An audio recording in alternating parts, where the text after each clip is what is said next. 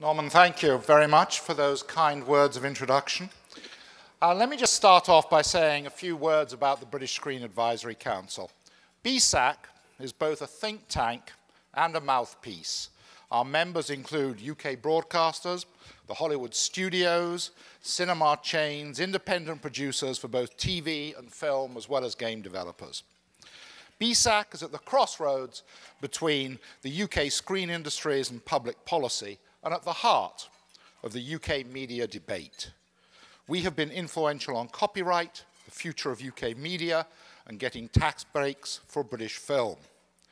And if you're coming to the UK, no one knows UK screen media better than Fiona Clark-Haxton, who is CEO of BSAC, and if you ever need a guide to the UK screen industries, she would be perfect.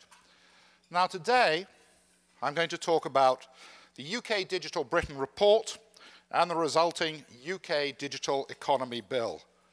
That is a real abandon hope, rush for Starbucks, killer sentence.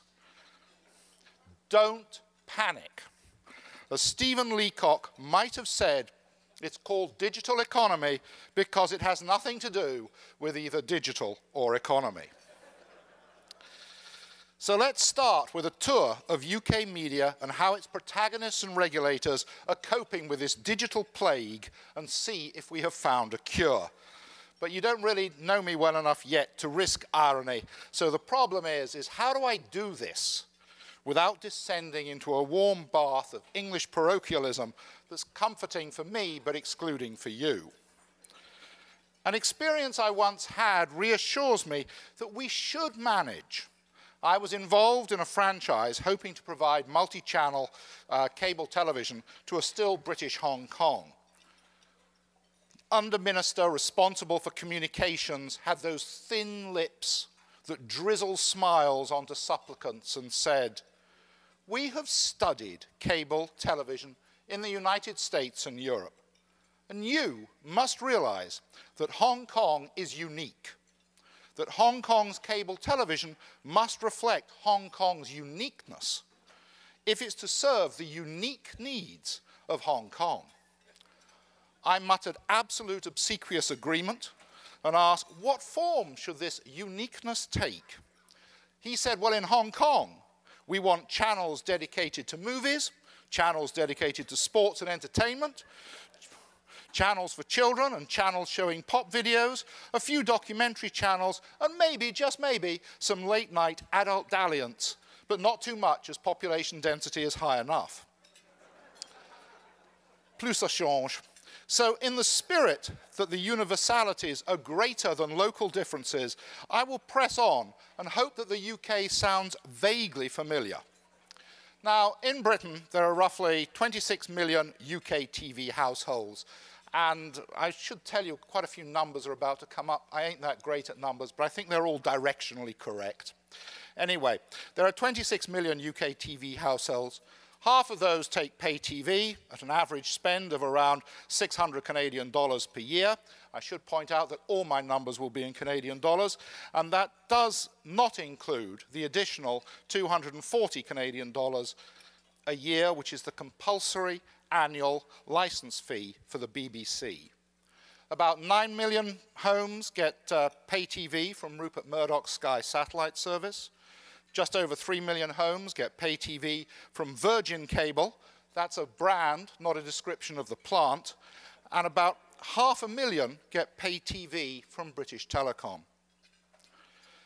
40% of UK homes are getting free over-the-air multi-channel digital terrestrial television, and about 10% are still 5-channel analog only. But they will be switched off in 2012 when the UK government sends the last analog TV sets to a Swiss clinic for the digitally challenged. In addition, about 70%, 80% in urban areas are on the internet.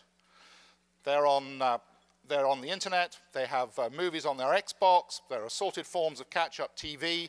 The Economist tells me that Brits spend more time on social network sites than North Americans, but less than Australians. There's not much in it. In other words, the UK is similar to any other Western media economy.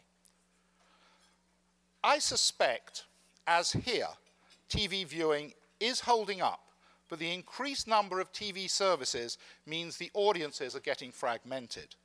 Where once a show on the publicly owned BBC or its commercial rival ITV regularly commanded audiences of 20 million, now a good audience is under half this. We do have programs that allege Britain has talent or involve sports, and they still get large audiences, but it's getting rarer. Now, excluding pay-per-view, there are in the UK over 500 channels. 500 channels in the UK, including an impressive diversity of documentary services showing Hitler's generals, Hitler's tank victories, kayaks, their role in Hitler's defeat, and of course the ever-popular Hitler's downfall, rainwear of World War II in colour. The UK music industry generates about 6 billion Canadian dollars. DVD sales, as here, are declining, but movie theatres are thriving. In the UK, we define our creative industries as not just TV, film, music, print, but also architecture and fashion. In total, they generated about 98 billion to the UK economy. That's about 4.5% of GDP, making it the second largest sector in the UK after finance. The debate in UK broadcasting is concerned with many familiar issues, including how do you define public service broadcasting? Now on YouTube, there are hours of material, from quantum physics to improving your musicianship. Or on National Geographic, there is anthropology and science. Both of these are examples of a modern, non-traditional public service broadcaster. Once public service broadcasting was defined as what the BBC, or I suspect CBC, or WGBH did. Now that PSB can no longer be defined by the unique output of an institution, how do you save what you can't define if that output is no longer unique? How long can we support traditional public service broadcasting in the UK if television audiences are fragmenting? How do we pay for major drama? As audiences for current affairs and documentaries wane, how do you save investigative TV journalism?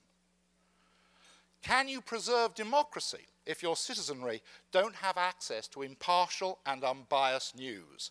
Now, this is a really important question to us Brits, as we believe in the stainless steel grail of impartial television news bestowed upon a grateful populace, so that if one strays into the hellfire of Fox News, or the hallucinogens of Al Jazeera, or worst of all by far, the English language version of France 24, there will be an unbiased British public news service to detox with. Canada, of course, has a proud tradition in factual programming. I think, among many things, Canada was the first country to be allowed to make documentaries in places like communist China. And I would suspect that you are going through similar anxieties about how one keeps making this type of programming for shrinking audiences. Now, the significant local UK twist is the equivalent of 6 billion Canadian dollars, that is the UK tax on TV ownership, known as the television license fee. That money is put into the media economy via the BBC, and you can't understand UK media without acknowledging the BBC. If I have understood CBC's 2008-9 annual report entitled Great Success and Greater Challenges, now by the way, in the UK, whenever you see the word challenge juxtaposed with success, you know you're going to be dipped in corporate babble. I'm sure that's not true here.